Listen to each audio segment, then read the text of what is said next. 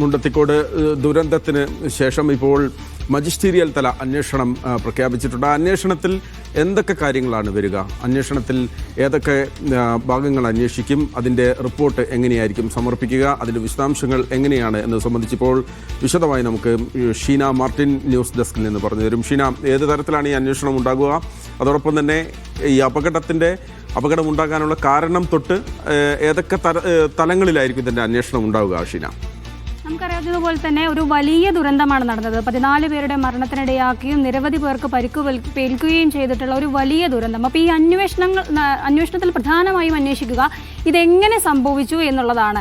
നമ്മൾ ആദ്യം പ്രാഥമികമായിട്ട് നമ്മളെല്ലാം ചിന്തിക്കുക എന്ന് പറയുന്നത് ചൂടായിരിക്കുമോ കാരണം കനത്ത ചൂടാണ്. അപ്പോൾ ഈ ചൂടായിരിക്കുമോ ഇത്രയും വലിയൊരു അപകടത്തിന് കാരണം എന്നുള്ളതാണ് നമ്മൾ ആദ്യമായി ചിന്തിക്കുന്ന ഒരു കാര്യം. അപ്പം അതിന് തന്നെ ഒരു വ്യക്തത അല്ലെങ്കിൽ ഒരു പ്രാഥമികമായി അതിന് ഇത്തരത്തിലൊരു മറുപടി ലഭിച്ചു കഴിഞ്ഞു. കേന്ദ്ര ഏജൻസി ആയിട്ടുള്ള പെസോ പറഞ്ഞു, പെട്രോളിയം ആൻഡ് സേഫ്റ്റി ഓർഗനൈസേഷൻ പറഞ്ഞു കഴിഞ്ഞു. അവരുടെ പ്രാഥമിക നിഗമനം അനുസരിച്ച് ചൂടല്ല ഈ അപകടത്തിന് കാരണം എന്നുള്ളത് വ്യക്തമാക്കി കഴിഞ്ഞു. അങ്ങനെയൊക്കെ നോക്കുകയാണെങ്കിൽ നമ്മൾ ഈ പറയുന്നത് പോലെ ഉത്തരേന്ത്യയിലൊക്കെ ഈ സ്ഫോടക മരുന്നുകളെല്ലാം തന്നെ സൂക്ഷിക്കുന്നതും ഇത് നിർമ്മിക്കുന്നതുമൊക്കെ ഇതേ കാലാവസ്ഥയിലാണ്, ഇതേ ചൂടുള്ള ഇതേ കാലാവസ്ഥയിലാണ്. അപ്പോൾ അങ്ങനൊരു ചൂടുള്ള ചൂടല്ല ഇതിന് കാരണം എന്നുള്ളതിൻ്റെ അതാണ് പ്രാഥമികമായിട്ട് പെസോ പറഞ്ഞിട്ടുള്ള കാര്യം.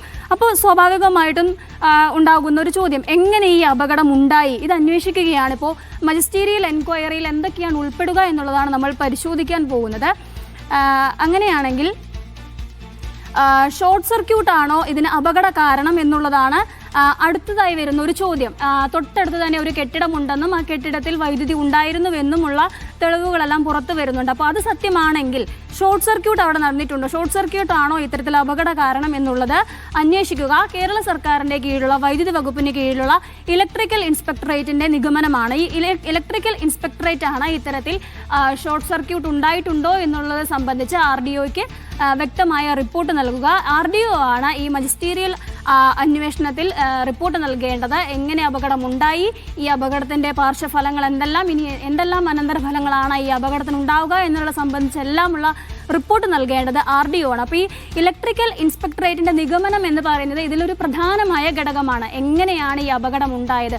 ഷോർട്ട് സർക്യൂട്ട് ഉണ്ടായിട്ടുണ്ടോ? ഷോർട്ട് സർക്യൂട്ട് ഉണ്ടായിട്ടുണ്ടെങ്കിൽ അതെങ്ങനെ സംഭവിച്ചു എന്നുള്ളത് ഇലക്ട്രിക്കൽ ഇൻസ്പെക്ടറേറ്റ് വരും. അവരിന്ന് ഈ സംഭവ സ്ഥലത്തെത്തി ഫോറൻസിക് തെളിവുകളെല്ലാം ശേഖരിച്ചു പോയിട്ടുണ്ട്. അപ്പോൾ ഉടൻ തന്നെ അധികം വൈകാതെ തന്നെ ഈ തെളിവുകളുടെ എല്ലാം ഒരു ഫലത്തിലായിരിക്കും ഇതിൻ്റെ റിപ്പോർട്ട് വരിക എന്നുള്ളതാണ്.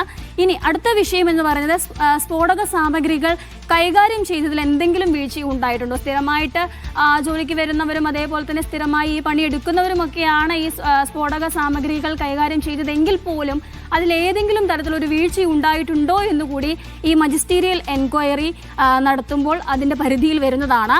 ഇനി അളവിൽ കൂടുതൽ സ്ഫോടക സാമഗ്രികൾ ഉണ്ടായിരുന്നോ? അവിടെ സൂക്ഷിക്കാൻ കഴിയുന്നതിനേക്കാൾ അതിനേക്കാൾ കൂടുതൽ ആ വെടിക്കെട്ടുപുരയിൽ സൂക്ഷിക്കാൻ കഴിയുന്നതിനേക്കാൾ കൂടുതലായിട്ടുള്ള ഏതെങ്കിലും തരത്തിൽ സ്ഫോടക സാമഗ്രികൾ ഏതെങ്കിലും അവിടെ ഉണ്ടായിരുന്നോ എന്നുള്ളതും ഇതിൻ്റെ പരിധിയിൽ വരുന്ന കാര്യമാണ്. ഉപയോഗിക്കാൻ അനുമതിയില്ലാത്ത സാമഗ്രികളും ശേഖരിച്ചിരുന്നോ എന്നുള്ളത് കൂടി ഇതിൻ്റെ അന്വേഷണത്തിൻ്റെ പരിധിയിൽ വരും. നമുക്കറിയാവുന്നതുപോലെ തന്നെ ഓരോ പടക്കത്തിനും കൃത്യമായിട്ട് ഇത്ര സാമഗ്രികളാണ് അല്ലെങ്കിൽ ഇത്ര മരുന്നുകൾ ഉപയോഗിക്കണം എന്നുള്ളതിന് വ്യക്തമായ കണക്കും വ്യക്തമായിട്ടുള്ള ചാർട്ടുകളുമുണ്ട്. അപ്പോൾ അതിൽ നിന്ന് വ്യത്യസ്തമായി ഏതെങ്കിലും തരത്തിൽ ഉപയോഗിക്കാൻ അനുമതിയില്ലാത്ത ഏതെങ്കിലും സാമഗ്രികൾ അവിടെ ഉണ്ടായിരുന്നോ എന്നുള്ളതും മജിസ്റ്റീരിയൽ എൻക്വയറിയിൽ പ്രധാനമായിട്ടുള്ള കാര്യമാണ്. നമുക്കറിയാം തിരുവമ്പാടി വിഭാഗത്തിൻ്റെ പടക്ക നിർമ്മാണശാലയിലാണ്, അവിടെയാണ് ഈ സ്ഫോടനം ഉണ്ടായത്. അപ്പോൾ സ്വാഭാവികമായിട്ടും തിരുവമ്പാടി വിഭാഗത്തിന് ലൈസൻസ് ഉണ്ട്. പക്ഷേ അങ്ങനെ ലൈസൻസ് ഉണ്ടെങ്കിൽ പോലും സുരക്ഷാ ക്രമീകരണങ്ങളെല്ലാം പാലിച്ചിട്ടുണ്ടോ എന്നുള്ളതും കൃത്യമായി അന്വേഷിക്കും. മഹേഷ്, അതാണ് പല തലങ്ങളിലുള്ള അന്വേഷണം നടക്കും. അത് ഏറ്റവും ഒടുവിലായി ഷീന പറഞ്ഞിരിക്കുന്ന ഒരു കാര്യം, അവിടെ അവർക്ക് ലൈസൻസ് ഉണ്ട്. പക്ഷേ ആ ലൈസൻസിലെ സുരക്ഷാ മാനദണ്ഡങ്ങളെല്ലാം പാലിച്ചുകൊണ്ട് തന്നെയാണോ അവിടെ ഈ കാര്യങ്ങളെല്ലാം ചെയ്തത് എന്നുള്ളതും പരമപ്രധാനമായ ഒരു കാര്യമാണ്. അന്വേഷണത്തിൻ്റെ പരിധിയിലാണ്. അതോടൊപ്പം തന്നെ ഷോർട്ട് സർക്യൂട്ടിൻ്റെ സാധ്യതകൾ തേടും. അതല്ലെങ്കിൽ അതിനപ്പുറത്തേക്ക് മറ്റെന്തെങ്കിലും നടന്നിട്ടുണ്ടോ എന്നുള്ള കാര്യം ഉൾപ്പെടെ അന്വേഷണത്തിൻ്റെ പരിധിയിൽ വരും എന്നുള്ളതാണ് ഷീന മാർട്ടിൻ ഈ മജിസ്റ്റീരിയൽ തല അന്വേഷണം ഏത് തരത്തിലായിരിക്കും എന്നുള്ളത് വിശദമാക്കി പറയുന്നത്.